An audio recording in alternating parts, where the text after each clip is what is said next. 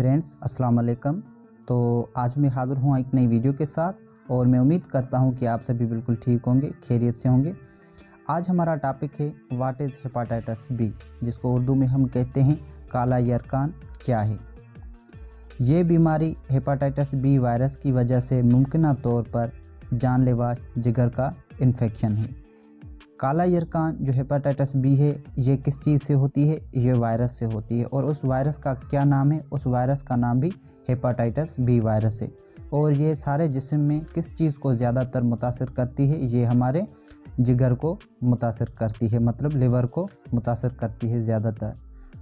Hepatitis B का virus मरीज़ के खून, थूक, मादा तौलीद और जिस्म की दूसरी सेक्रेशन में मौजूद होता है।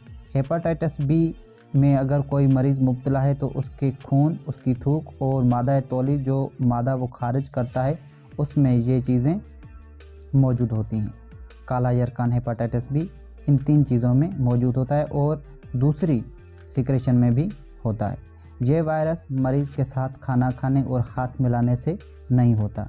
ये एक ऐसी बीमारी है, ये एक ऐसी वायरस है जो अगर कोई मरीज़ पहले से इस बीमारी में मुब्तला है और आप उसके साथ बैठते हैं, खाना खाते हैं, उसके साथ हाथ मिलाते हैं, तो ये बीमारी उस अफराद से आपको नहीं लगती। ये वायरस मंदरजा झैल कांटेक्ट से मुंतकिल होता है। नीचे कुछ चीज़ें हैं जो मैं आपको बताऊंगा, उन कांटेक्ट से ये बीमारी एक अफराद से दूसरे अफराद को लगती है।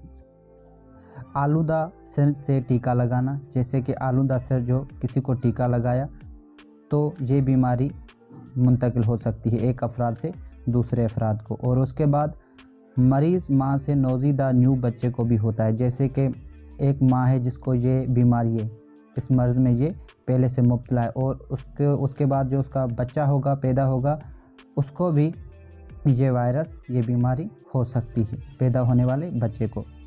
बच्चों में बराह रास्त जिस्म के ज़ख़म वगैरह से भी होता है। ये बीमारी अगर किसी बच्चे को ज़ख़म है तो ज़ख़म की सूरत में भी ये बीमारी एक अफराद से दूसरे अफराद को लग सकती है।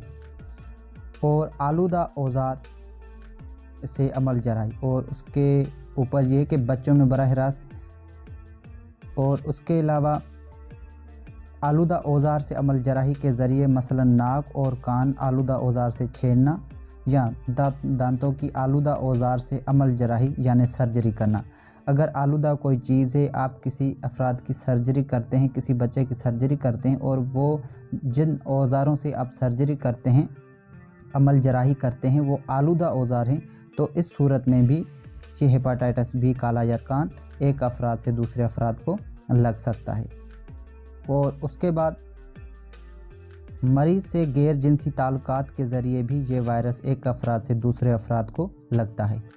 अगर कोई मरीज़ इस बीमारी में मुब्तला है और आप उसके साथ गैर जिनसी ताल्लुकात रखते हैं तो ये बीमारी उससे आपको भी लग सकती है। और नीचे ये वायरस 6 हफ्ते से लेकर 6 माह तक अपनी अलामात ज़ाहिर करता है। ये ऐसी वायरस है जो 6 हफ्ते से लेकर 6 माह तक अपनी अलामात करता है। जैसे कि पहले हम पढ़ के आए खसरा, मीज़ल, वो कितने दिनों में अपनी अलामात ज़ाहिर करता है? 3 से 7वें दिन तक अपनी अलामात ज़ाहिर करता है। और हेपाटाइटिस बी काला यरकान 6 हफ्ते से लेकर 6 माह तक अपनी अलामात ज़ाहिर करता है। और उसके बाद हेपाटाइटिस बी की अलामात, सिम्पटम्स ऑफ हेपाटाइटिस बी, तो इसमें कौन कौन सी अलामत आ जाती हैं? पहले आ जाता है पेट में दर्द, क्योंकि हेपाटाइटिस बी हमारे जिस्म में जिगर को मुतासर करती है तो पेट में दर्द होता है।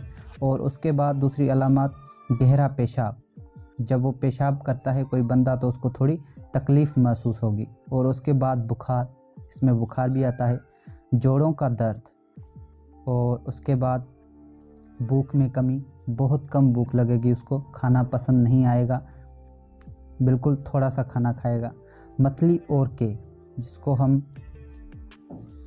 उल्टी भी कहते हैं। और उसके बाद कमज़ोरी या थकावट, वो खुद को कमज़ोर महसूस करेगा, वो ऐसे महसूस करेगा कि मेरे जिस्म में कोई ताकत, कोई पावर नहीं है, मैं बिल्कुल कमज़ोर हूँ, और ख़ुद को थका हुआ महसूस करेगा, थकावट महसूस करेगा। जल्द का पीला होना, اس کی جو اسکن ہے، اس کی جو جلد ہے وہ بالکل پیلی ہو جائے گی ڈے بائی ڈے۔ اور اس کے بعد آنکھوں کی سفیدی، جلد کا پیلا ہونا، اور اس کے بعد کیا ان کی اس افراد کی جو آنکھیں ہوں گی وہ سفید ہونا شروع ہو جائیں گی۔ تو یہ تھا آج کا لیکچر ہیپاٹائٹس کالا یرقان کے حوالے سے، اور میں امید کرتا ہوں یہ ویڈیو آپ کو پسند آئی ہوگی۔ اگر آپ میرے چینل پہ نئے ہیں تو میرے چینل کو سبسکرائب کر دیں اور بیل آئیکن کو پریس کر دیں تاکہ آنے والی ہر ویڈیو کی نوٹیفیکیشن بآسانی آپ تک پہنچ سکے۔